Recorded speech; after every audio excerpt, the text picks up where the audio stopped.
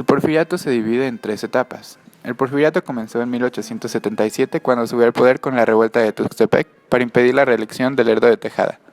Sus principales retos fueron unificar fuerzas políticas y regionales, aplicar la Constitución de 1857 y lograr el reconocimiento internacional. Díaz tomó dos caminos, el de la conciliación o de la negociación, en donde conservó la lealtad de los grupos que lo apoyaron y atrajo a sus viejos opositores. Buscaba colocar a la cabeza de los estados a hombres que le fueran leales y contaran con el consenso de los grupos de la zona.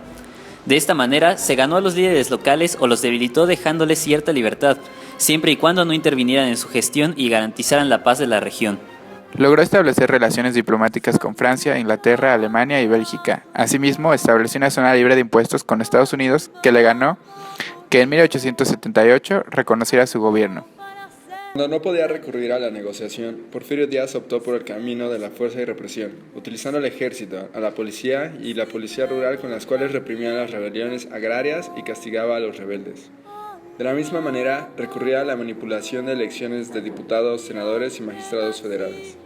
Al término de su mandato en 1880, entregó el poder a su compadre Manuel González, periodo en el cual pudo establecer nuevos lazos y alianzas para poder ganar las elecciones en un segundo mandato, generando en 1884 una nueva reforma constitucional que permite la reelección inmediata.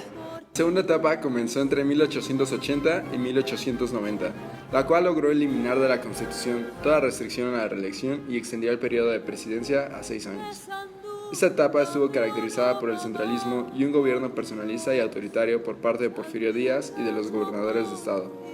Tres figuras desempeñaron un papel importante en la élite porfirista durante este tiempo: Joaquín Baranda, José Yves Limantour y Bernardo Reyes, quienes representaron a diversos grupos y regiones, así como la forma de hacer política e ideas de nación. El presidente seguía gobernando con los científicos y revistas, manteniendo un equilibrio entre ambos para aprovechar lo que cada uno le daba. Por un lado, los científicos, su habilidad para fomentar la economía y las relaciones con empresarios, vaqueros e inversionistas, y los revistas, su capacidad para responder a las expectativas de los empresarios, grupos medios y obreros. El problema surgió con el favoritismo al grupo de los científicos. Al inclinarse por ellos, el presidente perdió contactos con regiones y grupos que se quedaron al margen del juego político. El pacto con gobernadores o poderes regionales obligó a Díaz a desconocer su compromiso con los pueblos y campesinos, y el pacto con los inversionistas y empresarios lo llevó a desconocer las demandas obreras. Ello explica que tuviera que recurrir a la forma creciente de imposición, autoritarismo y la represión. Ya que los legisladores y magistrados, tanto federales como estatales, eran prácticamente nombrados por el presidente y sus allegados, les debían lealtad y carecían de autonomía. Existían periódicos oficialistas y no oficialistas como El Imparcial, quienes publicaban notas en que criticaban la política de Díaz, y por lo tanto fueron objeto de represión. El descontento tomó diversos matices: manifestaciones callejeras, ataques a edificios públicos, saqueos o bandidaje, huelgas obreras o bien rebeliones agrarias. Para poder reprimirlos se recurrió a la fuerza. Ejemplo de ello es la deportación de hombres, mujeres y niños yaquis a campos de trabajo en Oaxaca y Yucatán, o la matanza de mineros en Cananea y de obreros en Río Blanco. La tercera etapa marca los últimos años de Díaz en el poder. En 1909, los científicos, apoyados por Díaz, propusieron nuevamente a Corral para el cargo de la vicepresidencia. Los revistas, por su lado, propusieron a Bernardo Reyes, quien desalentó a sus seguidores y aceptó una comisión que le encargó al presidente en Europa, generando la radicalización de las oposiciones. Las elecciones se llevaron a cabo con el triunfo de Díaz y de Corral. Poco tiempo después estalló la revolución, y en mayo de 1911, Porfirio Díaz se vio obligado a abandonar la presidencia y el país, embarcándose hacia Francia. Después de 27 años en el poder, Díaz se va a Francia exiliado y muere en 1915. Yo traje a México relaciones con Europa, Francia, Inglaterra y Estados Unidos. Siendo un poder centralista, permitió reconstruir un país en ruinas, tanto política como económicamente, consolidando el Estado Nacional.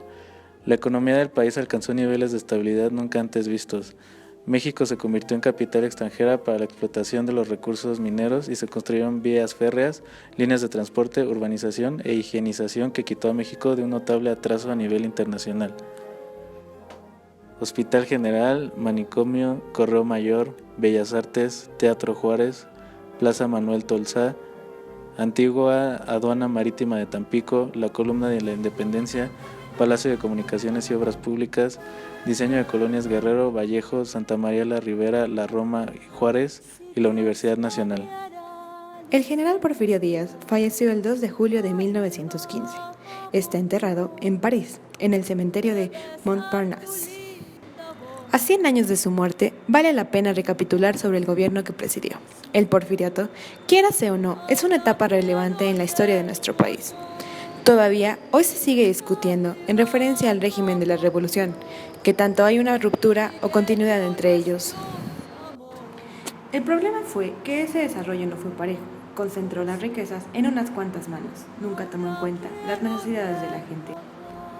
Entre las continuidades, podemos mencionar que el régimen de la revolución heredó del porfiriato el presidencialismo.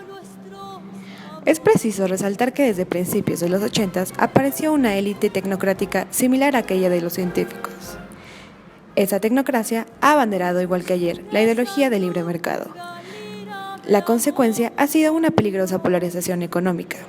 El ascenso social se ha detenido. Cada vez hay más gente del lado de los perdedores. Soy Lolita Ayala y esto fue Información que Informa.